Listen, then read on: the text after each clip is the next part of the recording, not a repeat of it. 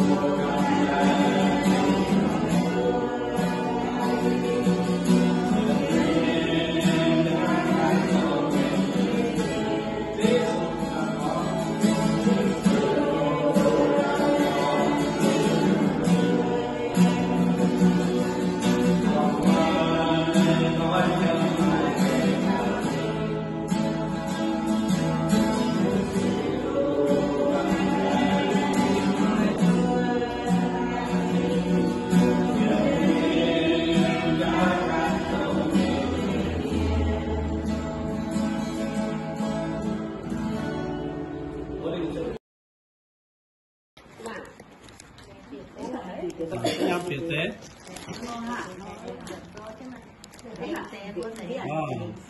tập khép đầu phía tập khép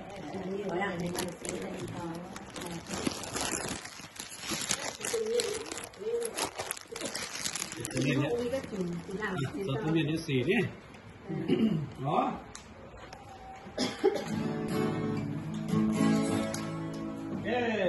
các mưa sẽ đi cùng và lấy kết dùng tại xiên chiếu ổ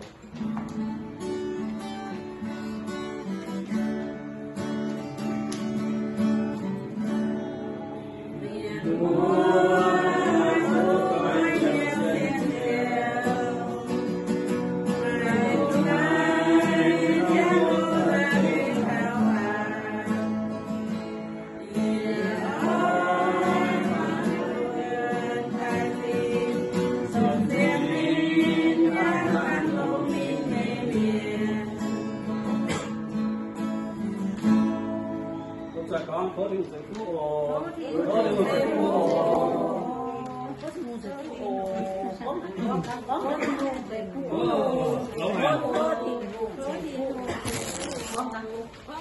ổ